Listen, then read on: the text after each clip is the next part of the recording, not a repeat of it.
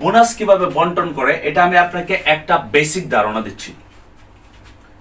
আপনি 100 টাকার প্রোডাক্ট কিনলেন, যখন আপনি 6% আছেন আপনি 6% পাচ্ছেন, 100-তে 6 টাকা। এক্সাম্পল, 100 টাকার প্রোডাক্ট কিনতেছেন, আপনি 9%-এ 9 টাকা বোনাস পাইতেছেন। আপনি 100 টাকার প্রোডাক্ট কিনতেছেন 12%-এ, তখন 12 টাকা বোনাস পাচ্ছেন। 100 টাকার এই প্রোডাক্ট কিনতেছেন, যখন আপনি 15%-এ আছেন আপনি 15 টাকা বোনাস পাচ্ছেন। 100 টাকার এই প্রোডাক্ট কিনতেছেন, যখন আপনি 18%, তখন 18 টাকা বোনাস পাচ্ছেন। 100 টাকার এই প্রোডাক্ট কিনতেছেন, যখন আপনি স্টারে যান 25% বোনাস পাচ্ছেন। আবার এই 100 টাকার এই প্রোডাক্ট কিনতেছেন, যখন আপনি স্টার রুবি 31% বোনাস পাচ্ছেন। 100 টাকার এই প্রোডাক্ট কিনতেছেন, যখন আপনি স্টার ডায়মন্ড, তখন 37% পাচ্ছেন হচ্ছে আপনার বেসিক 37, বেসিক এডিশনাল 34%, টোটাল 71%। এখন এটার আমি একটা বেসিক ধারণা কেন দিলাম, কারণ কথা হচ্ছে আপনার পার্সেন্টেজ হিসাব করতে হবে। পার্সেন্টেজ আমরা কিভাবে বের করি? 100 টাকা থেকে হচ্ছে 6 টাকা, যদি বলা হয় যে 100 টাকার থেকে 10 টাকা হচ্ছে আপনার 10%, 10% পার্সেন্টেজ বের করার জন্য, তাহলে এটা 10 হবে।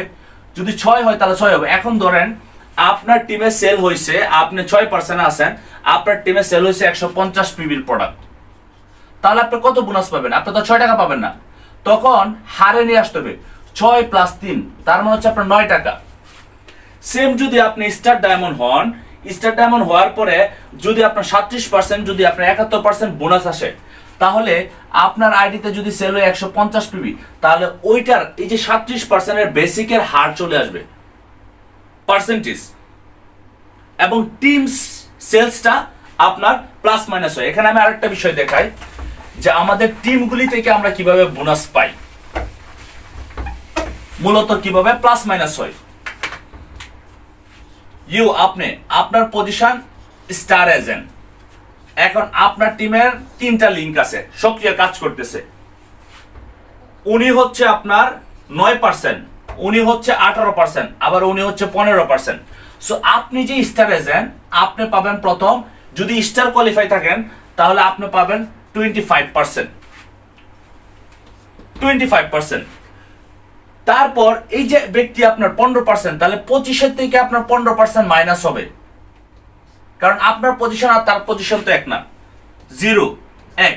আপনি ওনার কাছে আরো পাবেন 10% বোনাস।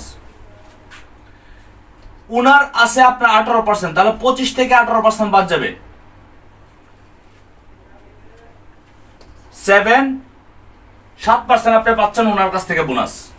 উনি আছে 9%, তাহলে 25 থেকে আপনার পজিশন থেকে মাইনাস হবে। 9% যদি মাইনাস হয় তাহলে কত হয় আপনার?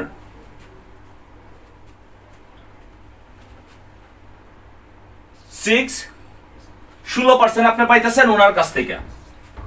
তার মানে আপনার টিমের যে পজিশন আছে সেই পজিশন থেকে প্লাস মাইনাস হবে। হ্যাঁ, এখানে আরেকটা বিষয়, স্টার এজেন্ট হইলেন, আপনার নিচে সেও স্টার এজেন্ট, এখন উনিও 25%, আপনিও 25%, সো স্টার বোনাস আপনি পাবেন না, আপনি তার কাছ থেকে পাবেন 5% গ্রুপ ডেভেলপমেন্ট বোনাস।